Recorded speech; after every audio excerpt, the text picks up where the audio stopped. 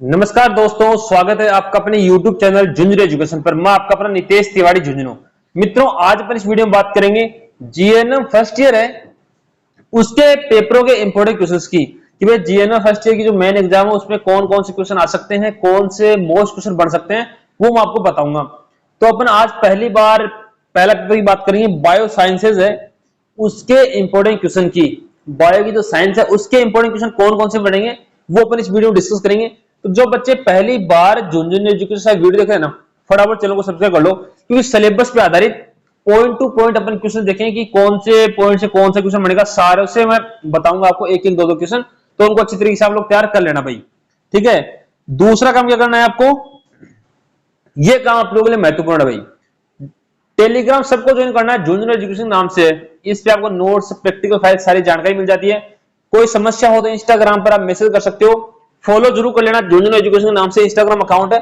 सारे विद्यार्थियों के फोन में इंस्टाग्राम में फॉलो होना चाहिए, ठीक है ना। जिसको व्हाट्सएप ग्रुप में ऐड होना है वो ये नंबर सेव कर लेना, झुंझुनू एजुकेशन और नितेश तिवारी झुंझुनू नाम सेव कर सकते हो। इस नंबर पे आपको अपना नाम साथ में जीएनएम लिख देना है, बस अपना नाम और साथ में जीएनएम लिख के मैसेज कर देना है। आपको ग्रुप में जोड़ दिया जाएगा, लेकिन जोड़ा कब जाएगा, जब आप पहले इस नंबर को सेव कर लेना भाई, ठीक है। आप सबके मोबाइल में ये नंबर सेव होना चाहिए। इस पर आपको ग्रुप में जोड़ दिया जाएगा। व्हाट्सएप के जो जीएनएम का ग्रुप बना रखा हम लोगों ने, आपको सिर्फ अपना नाम और जीएनएम लिख के भेजना है, ताकि आपको सारी अपडेट्स मिलती रहे, आगे क्लास कब अपलोड होगी वो सारी जानकारी मिलती रहे। क्योंकि झुंझुनू एजुकेशन एकमात्र ऐसा यूट्यूब चैनल है जिसपे आपको अच्छे अच्छे सारे क्वेश्चन मिल जाएंगे जो एग्जाम की दृष्टि से अत्यंत महत्वपूर्ण होंगे, और एग्जाम में आने वाले क्वेश्चन ही होंगे, वो सारे आपको इसी यूट्यूब चैनल पे मिल जाएंगे भाई। तो फटाफट सब्सक्राइब कर लीजिए, देखो लिखा गया ना, सब्सक्राइब करो नेक्स्ट क्लास के लिए, और सब्सक्राइब कर ही लीजिए ताकि जैसे अगली क्लास हम लोग अपलोड करें तो आपको ढूंढना ना पड़े कि भाई किस चैनल पे इंपोर्टेंट क्वेश्चन आते हैं। आपको खुद ही आपकी मोबाइल स्क्रीन पर चैनल का नाम दिख जाए। सारे लोग चैनल को सब्सक्राइब कर लो भाई। चलो चलते हैं पहले सेक्शन पे। पहला सेक्शन अपना एनाटॉमी एंड फिजियोलॉजी, ठीक है। एनाटॉमी और फिजियोलॉजी है इसमें, और दूसरा माइक्रोबायोलॉजी रहेगा सेक्शन। तो एनाटॉमी और फिजियोलॉजी है, इसमें कौन कौन से क्वेश्चन रहेंगे भाई, दोनों पार्ट से आप क्वेश्चन आने वाले हैं। तो मैं जैसे जैसे बताऊं ना वैसे वैसे आप लोग अच्छी तरीके से इसको देख लेना भाई। हर एक क्वेश्चन को सही तरीके से समझना, जैसे मैं बोलूं उस पर ज्यादा ध्यान देने की आवश्यकता है। पहला पॉइंट रहेगा इसमें, describe detail structure and functions of a human cell with a label diagram. चित्र की सहायता से बताना है मानव कोशिका की विस्तृत संरचना। अच्छा क्वेश्चन है, पहला क्वेश्चन यहीं से बनेगा कोशिका से, ठीक है। मानव जो कोशिका है उसकी संरचना, स्ट्रक्चर एंड उसके फंक्शंस, उसके कार्य बताने हैं भाई आपको चित्र की सहायता से। तो देखो, जो मानव कोशिका है उसका चित्र बनाना थोड़ा सीख लेना, आ सकता है एग्जाम में। अच्छा क्वेश्चन है, आप अगर पढ़ लोगे तो आपका ठीक हो जाएगा, क्योंकि मोस्ट क्वेश्चन मैं वही बता रहा हूं जो टॉप टॉप आ सकते हैं। नेक्स्ट है उत्तक से, classify tissues, explain epithelial tissue and its types in details. उत्तकों को वर्गीकृत करें, उपकला उत्तक और उसके प्रकारों को विस्तार से समझाइए। अच्छा क्वेश्चन है, उत्तक से क्वेश्चन आ जाएगा कि उत्तकों को वर्गीकृत पूछ लेता है, मतलब डिस्ट्रीब्यूशन पूछ लेगा, क्लासिफाई पूछ लेगा, क्लासिफिकेशन पूछ लेगा किसका, उत्तक का, टिश्यूज है उनका। और उपकला उत्तक क्या होता है, एपिथेलियल टिश्यूज क्या है, उसके प्रकार आपसे पूछ सकता है भाई, ठीक है। नेक्स्ट है मित्रों, रक्त का संगठन क्या है, रक्त के कार्य तथा रक्त के थक्के जमने की प्रक्रिया व्याख्या कीजिए। रक्त के कार्य और थक्के जमने की प्रक्रिया मोस्ट है भाई, मैं वही पॉइंट बता रहा हूं जो एग्जाम में छपने वाले हैं। What is the composition of blood, explain the functions of blood and the blood clotting mechanism. तो कई बार आप लोग कहते हो कि ब्लड जमा हो गया, कि खून जमा हो गया, अपनी भाषा में बोलते हैं ना कि खून जमा हो गया मेरा, तो उसको ब्लड के थक्के जमना बोलते हैं। तो ब्लड के थक्के किस प्रकार जमते हैं, उसकी प्रोसेस क्या है, उसकी प्रक्रिया क्या है, वो आपको इसमें बतानी। मित्रों एक बार सर लोग वीडियो लाइक कर दो, क्योंकि हमें भी ऐसा लगना चाहिए कि जीएनएम वाले बच्चे सपोर्ट कर रहे हैं। तो सारे लोग वीडियो को लाइक अवश्य कर दो, फटाफट करो, वीडियो लाइक कीजिए भाई फटाफट जितने लोग जुड़े हो। नेक्स्ट है, मानव हृदय का नामांकित चित्र बनाइए तथा कार्डियक चक्कर को समझाइए। मोस्ट यहां से एक निबंधात्मक क्वेश्चन पक्का है, पक्का निबंधात्मक क्वेश्चन मिलेगा बड़े वाला। Dry label diagram of the human heart and explain the cardiac, ठीक है, कार्डियक साइकिल, कार्डियक चक्र है उसका चित्र, और मानव हृदय का चक्र आपको बनाना चाहिए। इसमें मानव हृदय का भाई कार्य पूछ सकता है, मानव हृदय किस प्रकार से काम करता है, उसकी प्रोसेस क्या है, यही पूछ सकता है।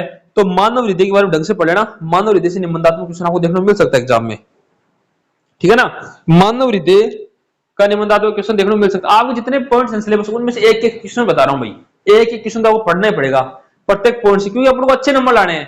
पास तो हर कोई हो जाता है, अपन का टारगेट है ना 100% कैसे अचीव करें, 100% तक कैसे पहुंचने की कोशिश करें, अपने प्रोसेस को अपन पॉजिटिव रखेंगे ना तभी तो अच्छा कर पाएंगे। तो जो जो पॉइंट्स मैं बता रहा हूं वीडियो अंत तक देखिए, सुने भाई कि क्या मैं बता रहा हूं, किस प्रकार से क्वेश्चन को चेंज करेगा एग्जाम में, सारी चीजें आपको सुननी है। नेक्स्ट है describe the structure of respiratory organs and explain the physiology of respiration. श्वसन अंगों की संरचना, श्वसन के अंगों की संरचना, श्वसन की कार्यकी को समझाइए। श्वसन अंगों की संरचना पहले देखेंगे कि श्वसन की कार्यकी क्या है, उसको समझाना है भाई। श्वसन की कार्यकी एवं श्वसन जो अंग है उनकी संरचना मित्रों। नेक्स्ट है explain the process of digestion, absorption, metabolism of food constituents in the gastrointestinal tract. Okay, जो जठरांत्र संबंधी मार्ग है जीआई, उसे पाचन, अवशोषण, भोजन घटकों के चयापचय की प्रक्रिया की व्याख्या कीजिए। भाई व्याख्या वाले क्वेश्चन देख लेना, लेकिन इससे इंपॉर्टेंट ये रहेगा आपका श्वसन अंग और मानव हृदय है ना, वो ज्यादा इंपॉर्टेंट रहेगा इससे, ठीक है। तो देखो जठरांत्र संबंधी जो मार्ग है मित्रों, उसमें पाचन, अवशोषण और भोजन के घटक हैं उनके चयापचयों की प्रक्रिया को व्याख्या करनी है अपन को। उत्सर्जन तंत्र से कौन सा क्वेश्चन आ सकता है, वक्र किडनी की संरचना का वर्णन करें और मूत्र निर्माण की प्रक्रिया समझाइए। मूत्र किस प्रकार से निर्माण होता है, इसकी प्रक्रिया एवं किडनी की संरचना, अच्छा क्वेश्चन है। Describe and structure of the kidney and explain the process of urine formation. Kidney की संरचना का वर्णन करना है। देखो दो तीन संरचना बताऊं भाई, इनका चित्र भी बनाना आपको आना चाहिए। आप जीएनएम कर रहे हो, कम से कम इनका चित्र तो बनाना सीख लेना दो तीन, जैसे मानव हृदय है, श्वसन है, चित्र है, एवं जो किडनी है, इनकी संरचना आपको याद होनी चाहिए भाई। जीएनएम वालों बच्चों के लिए मोस्टली मस्ट है, जरूरत है, नीड इसकी, आप लोग इनके चित्र याद करोगे। अगला है list endocrine glands, explain the structure and functions of the pituitary and thyroid glands. Okay, अच्छा क्वेश्चन है, इनमें से एक टिप्पणी पूछेगा आपसे, छोटा वाला क्वेश्चन आएगा। अंतःस्रावी ग्रंथियों की सूची बनाइए तथा संरचना और कार्य की व्याख्या कीजिए। पीयूष तथा थायराइड तथा जो आपकी थायराइड ग्रंथि है उसकी आपको व्याख्या करनी है, ठीक है। देखो ऐसे क्वेश्चन पूछने ज्यादा चांसेस है किस में, परिभाषा पूछ सकता है, इनमें ज्यादा चांसेस यही है कि पीयूष ग्रंथि क्या कार्य करते हैं और थायराइड ग्रंथि क्या कार्य करते हैं, इसको परिभाषित कीजिए। इनके कार्य के बारे में पूछ सकता है आपसे डायरेक्ट, पीयूष और थायराइड ग्रंथि की संरचना और कार्य इस प्रकार से हमसे पूछ सकता है भाई। क्योंकि मैंने कहा ना कि मैं जो पॉइंट बता रहा हूं आप लोग इनको ढंग से याद कर लोगे तो अपना जो 100% का जो टारगेट लेके अपन चले हैं वो अचीव कर लेंगे भाई। मादा प्रजनन तंत्र का वर्णन कीजिए और मासिक धर्म चक्र के चरणों को समझाइए। मोस्ट इंपोर्टेंट कौन सा बिंदु, मादा प्रजनन तंत्र। Describe the female reproductive system, female reproductive system है उसके बारे में पूछ सकता है आपसे, अच्छी तरीके से पूछ सकता है, इसको याद कर लेना। रिप्रोडक्टिव सिस्टम से क्वेश्चन आ सकता है इस बार, मोस्ट इंपोर्टेंट है भाई। रिप्रोडक्टिव जो सिस्टम है उससे क्वेश्चन आ सकता है इस बार, तो अच्छी तरीके से आप इसको तैयार करेंगे तो सही रहेगा। नेक्स्ट है मस्तिष्क और रीढ़ की हड्डी की संरचना और कार्य की व्याख्या कीजिए। ये चौथी संरचना आ गई। संरचना वाले 4-5 है भाई, इनको याद कर, जितने भी संरचना है ना इस वीडियो के अंदर उनको याद कर लेना। आपको 2 या 3 निबंधात्मक क्वेश्चन देखने को मिलेंगे, उनमें निबंधात्मक मतलब बड़े वाले क्वेश्चन देखने को मिलेंगे।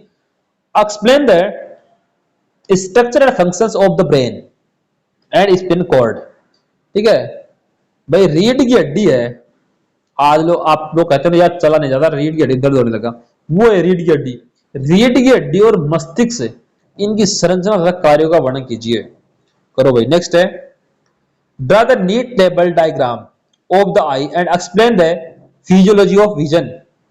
आंख से संबंधित क्वेश्चन आ गया, पढ़ना पड़ेगा क्योंकि आंख से देख रहे हो आप लोग। इसमें चित्र पूछ लिया आपसे, आंख का 100 चित्र बनाइए, तो भाई प्यारा सा चित्र बनाना, कैसा प्यारा सा। अगर एक क्वेश्चन एग्जाम में आ जाए ना, आप प्यारा सा क्वेश्चन बना देना, आपको पूरे नंबर मिल जाएंगे। पूरा देखो कई जगह से होता है, चित्र का खेल रहता है। आप लोग जितना अच्छा डायग्राम बनाओगे उतने अच्छे आपको नंबर मिलेंगे। दृष्टि की कार्य की फिजियोलॉजी ऑफ विजन को समझाइए। दृष्टि की कार्य की को छोड़ देना, चाहे पढ़ो या ना पढ़ो, लेकिन ये जो आंख का चित्र है, आंख के कार्य एवं सब चित्र है, ये थोड़ा ढंग से पढ़ लेना भाई। यहां से क्वेश्चन बन सकता है, बन क्या सकता है, बनेगा ही। उदाहरणों के साथ हड्डियों तथा जोड़ों को वर्गीकृत करें। हड्डी कितनी प्रकार की होती है भाई, जोड़ कैसे होते हैं, जोड़ों की गति का वर्णन कीजिए। Classify bones and joints with suitable examples. Example तो आप दे देना कि भाई हमारे ऐसे दर्द होता है, यहां दर्द होता है, वहां दर्द, तो हड्डी ऐसी होती है वैसी होती है, वो नहीं लिखना भाई। जो आपके साइंस में किस प्रकार से हड्डियों की कितनी प्रकार से वर्गीकृत किया गया है, जोड़ों को कैसे वर्गीकृत किया गया है, ये आपको इसमें बताना है। तो यहां से क्वेश्चन अच्छा बनता है। देखो जोड़ों की गति, मोमेंट्स भी आपको याद होने चाहिए। त्वचा से क्या क्वेश्चन पूछा है, मानव त्वचा की संरचना तथा कार्यों का वर्णन कीजिए जिसमें शरीर के तापमान का नियमन भी शामिल है। Describe the structure and functions of the human skin including regulation of body temperature. Most है ये भी, क्यों संरचना, मैंने कहा ना संरचना और कार्य जहां भी मैंने लिख दिया उसको अपने माइंड में सेट कर लेना। यहां से निबंधात्मक ही बनता है क्वेश्चन। अगर दोनों बिंदु साथ आए ना, संरचना और कार्य, तो निबंधात्मक बनेगा। एक बार सारे लोग चैनल को सब्सक्राइब कर लो भाई, जितने भी जुड़े हुए हो ना जीएनएम वाले, सारे लोग चैनल को सब्सक्राइब कर लो और टेलीग्राम झुंझुनू एजुकेशन को ज्वाइन कर लेना, ठीक है। फटाफट एक बार चैनल को सब्सक्राइब करो। Explain the structure and functions of the lymphatic system, specifically lymph nodes and the spleen। लसिका तंत्र, विशेष रूप से लिम्फ नोड्स एंड प्लीहा की संरचना और कार्य समझाइए। इसको ज्यादा बेसिकली भी देखो तो ठीक है, ज्यादा डीपली नहीं पढ़ोगे तो भी काम चल जाएगा भाई, ठीक है। देखो पहला सेक्शन कंप्लीट हो गया है, सेकंड सेक्शन पे चलेंगे। एक बार सारे लोग वीडियो लाइक कर दो, जितने भी लोग जुड़े हुए हो, जितने भी लोग जुड़े हुए वीडियो लाइक कर दो, और कमेंट सेक्शन में अपनी कॉलेज का नाम कमेंट कर दो जहां से आप लोग जीएनएम कर रहे हो। सभी विद्यार्थी अपनी कॉलेज का नाम कमेंट करो, जहां से आप लोग जीएनएम कर रहे हो ना उस कॉलेज का नाम कमेंट करो फटाफट सब लोग। सेक्शन बी है माइक्रोबायोलॉजी। पहला क्वेश्चन है, माइक्रोबायोलॉजी के विकास और नर्सिंग में इसके दायरे और प्रासंगिकता पर चर्चा कीजिए। Discuss the evolution of microbiology and it's scope, relevance in nursing. कि नर्सिंग है ना उसमें भाई माइक्रोबायोलॉजी का क्या योगदान है, नर्सिंग में माइक्रोबायोलॉजी का क्या योगदान है, इसकी क्या प्रासंगिकता है, इस पे आपको चर्चा करनी है। किसकी, माइक्रोबायोलॉजी की नर्सिंग में, कि किस प्रकार से इसका विकास होता है नर्सिंग का। नेक्स्ट है सूक्ष्म जीवों की संरचना, मोस्ट इंपोर्टेंट। आकार और प्रजनन के तरीकों का वर्गीकृत कीजिए, मोस्ट इंपोर्टेंट है भाई। Classify micro organism based on their structure, size and method of reproduction. Classify micro organism based on their structure and size and method of reproduction. सूक्ष्म जीव क्या है, इनके कार्य, उनकी संरचना, उनके आकार आपको बताने हैं। नेक्स्ट है नोसोकोमियल संक्रमण क्या है, इसके स्रोतों और रोकथाम के तरीकों को व्याख्या कीजिए। देखो आप डेली इंटर्नशिप में भी जाते हो तो आपको अस्पताल से प्राप्त संक्रमण आपको पता ही होते हैं, उन संक्रमण का बारे में पूछ सकता है तो आप लोग लिख दोगे इसको आराम से, ठीक है। What is nosocomial infection, explain it's source and methods of prevention. अगर ये ना पूछे, इसके अलावा कुछ संक्रमण पूछ लेना तो आपको एक या दो क्वेश्चन संक्रमण पे देखने मिल जाएंगे। एक या दो क्वेश्चन आपको संक्रमण पर देखने को मिल जाएंगे, तो वो अपने स्तर पर तैयार कर लेना भाई, क्योंकि आप इंटर्नशिप करते हो, आपको पता है कौन कौन से संक्रमण होते हैं, कौन कौन से इन्फेक्शंस होते हैं, ठीक है। प्रतिरक्षा को परिभाषित कीजिए, इम्यूनिटी क्या है, डिफाइन इम्यूनिटी। अच्छा क्वेश्चन है, मोस्ट इंपोर्टेंट है इम्यूनिटी भाई, आ सकता है question. Differentiate between innate and acquired immunity, जन्मजात और अधिकृत। एक तो देखो कई बार सोचते हैं यार ये तो जन्मजात ही बहुत टैलेंटेड इंसान है, ये तो जन्मजात ही बहुत पावरफुल है, एक बाद में होता है, उनमें क्या अंतर है, जन्मजात और बाद में होता है उसका अधिकृत, और जन्मजात उनमें क्या अंतर है ये आपसे पूछा है।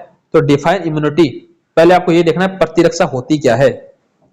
जब तक आपको ये नहीं पता होगा इम्यूनिटी क्या है, तब तक आप चाहे जन्मजात हो चाहे बाद की कुछ पता नहीं कर पाओगे। टीकाकरण, टीकाकरण अनुसूची लिखें, ठीक है। टीकाकरण आप तो सीधा ही देखना टीकाकरण क्या है, बस इतना आप पढ़ ले, इसमें ज्यादा दिमाग मत लगाना, ठीक है। ये पूरी चीज ना पढ़ो तो ठीक है, आप तो टीका क्या है और एक दो टीकों के नाम याद रखना, उनका वर्णन कर देना। एक दो टीकों का नाम याद रखना, उनका वर्णन कर देना, आप तो आराम से अच्छे नंबर आ जाएंगे। बस टीकाकरण होता है कि ये आपको ध्यान में होना चाहिए। अति संवेदनशीलता और स्व प्रतिरक्षा को परिभाषित कीजिए, उनके नैदानिक महत्व की व्याख्या कीजिए। Define hyper sensitivity and auto immunity. Define hyper sensitivity की जो अति संवेदनशीलता है वो क्या है, और स्व प्रतिरक्षा ऑटो इम्यूनिटी क्या है। एक्सप्लेन देयर क्लिनिकल सिग्निफिकेंस, इनके महत्व क्या है भाई, ठीक है, इनके नैदानिक महत्व क्या है आपको बताना। अच्छा क्वेश्चन है ना, पूछेगा स्व प्रतिरक्षा के महत्व पूछेगा, तो लो लिख लेना इसको। नसबंदी से क्वेश्चन आ सकता है। Describe the principles and various method of microbial control, ठीक है, रोगाणु नियंत्रण के सिद्धांतों और विभिन्न तरीकों जैसे नसबंदी और कीटाणु शोधन उसको समझाइए। इसमें आपसे नसबंदी के बारे में पूछ सकता है भाई, मैं जो ज्यादा इंपोर्टेंट वो पॉइंट लिख देता हूं, जैसे नसबंदी क्या होती है, ठीक है, इसके बारे में पूछ सकता है आपसे कि नसबंदी क्या है, तो आप लोग इसको पढ़ेंगे तो थोड़ा सही रहेगा। जैव सुरक्षा और बायोमेडिकल वेस्ट मैनेजमेंट के सिद्धांतों की और विधियों की चर्चा कीजिए। इसके दो सिद्धांत याद कर लेना आप लोग। तो जैव सुरक्षा है और बायोमेडिकल वेस्ट है, उसके जो मैनेजमेंट है उसके दो सिद्धांत याद कर लेना। कितने, दो बस नॉर्मली। क्यों मैंने क्या कहा, पास कोई भी हो जाता है, अपन को अच्छे नंबर लाने हैं, अपना टारगेट 100% वाला है ना, वो कैसे अचीव करें, क्योंकि अच्छे नंबर लाने हैं, अपन को टॉप पर बढ़ना है। Discuss the principles and methods of biosafety and biomedical waste management. Discuss the principles and methods of biosafety and biomedical waste management. Okay, जैव सुरक्षा है एंड बायोमेडिकल वेस्ट मैनेजमेंट है, उसके सिद्धांत है, उसके प्रिंसिपल्स क्या हैं, उसकी मैकेनिज्म, उसकी विधियां क्या हैं, उसके मेथड्स क्या हैं, वो आपको बताने हैं। तो मैंने कहा दो सिद्धांत याद कर लेना आप, तो इसके दो सिद्धांत आप लोग याद कर लेना। एक बार सारे लोग चैनल को सब्सक्राइब कर दो भाई, जिन्होंने अभी तक नहीं किया कर लीजिए, ताकि जैसे अगला वीडियो अपलोड हो आपको नोटिफिकेशन पहुंचे। और जो मैंने नंबर बताया स्टार्टिंग में वीडियो में, उस पर आप लोग व्हाट्सएप पर अपना नाम और साथ में जीएनएम लिख के भेज देना, वो ग्रुप में भी जोड़ दिया जाएगा। संक्रमण संचरण के चक्र, प्रवेश निकास के मार्गों और स्थानांतरण के तरीकों की व्याख्या कीजिए। Explain the cycle of infection transmission, portals of entry and exit and modes of transfer, ये आपको देखना है। नेक्स्ट है मानव शरीर के सामान्य फ्लोरा। अच्छा क्वेश्चन है, फ्लोरा क्या है, उनकी भूमिका, रोग जनकों के कारण होने वाली सामान्य बीमारियों को समझाइए। What are normal flora of the human body, explain the role and common disease caused by pathogens. Okay, ठीक है, मानव शरीर है उसके सामान्य फ्लोरा क्या है। पहली बात, सामान्य फ्लोरा है तो उनकी भूमिका क्या है, उनके रोग जनकों के कारण होने वाली सामान्य बीमारियां क्या है, वो आपको समझाना है। नेक्स्ट है माइक्रोस्कोप के भागों, इसके उपयोग, रख रखाव और देखभाल का वर्णन कीजिए। मोस्ट इंपोर्टेंट है भाई, माइक्रोबायोलॉजी में क्वेश्चन आ सकता है। Describe the parts of microscope, it's uses, handling and care, ये आपको इसमें देखना है। अब भाई फटाफट जिन्होंने टेलीग्राम को ज्वाइन नहीं किया, टेलीग्राम को ज्वाइन कर लीजिए। इंस्टाग्राम को फॉलो नहीं किया, सब लोग फॉलो कर लेना। जो भी समस्या है, जो भी आपको कुछ कहना है, इंस्टाग्राम में मैसेज कर देना, और वीडियो अच्छी लगी तो लाइक कर देना। और ये व्हाट्सएप नंबर है भाई, इस पे आप लोग अपना नाम और जीएनएम लिख के मैसेज कर देना, आपको व्हाट्सएप ग्रुप में जोड़ दिया जाएगा। ये दो चीजें भेजनी है, अपना नाम और जीएनएम लिख के ही भेजना है। जीएनएम जब तक नहीं लिखोगे तब तक आप जीएनएम ग्रुप में नहीं जोड़ पाएंगे। और अगली क्लास के लिए चैनल को सब्सक्राइब कर लेना, और अगर अगला पेपर के इंपोर्टेंट क्वेश्चन भी देखने हैं तो भी चैनल को सब्सक्राइब कर लेना। सब तक शेयर करने की जिम्मेदारी आपकी है, ताकि सभी बच्चों की हेल्प हो, क्योंकि मेरा काम है प्रत्येक बच्चे तक सही प्लेटफॉर्म पहुंचाना, सबको फ्री में अच्छी शिक्षा मिले, ये हम लोग चाहते हैं। तो एक बार सारे लोग, सभी दोस्तों तक शेयर कर दिए, और आप चैनल को सब्सक्राइब कर लेना। धन्यवाद साथियों।